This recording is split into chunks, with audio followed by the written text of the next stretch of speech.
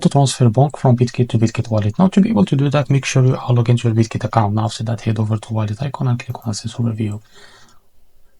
Now after that, click on spot from the sidebar, and after that click on withdrawal. Now after that, from here search for BONK. Now select your coin. Now after that, make sure you select on chain. Now as you can see, it selected Solana as a network from start. Now to click withdrawal others from bitget, just go and click your bitget extension.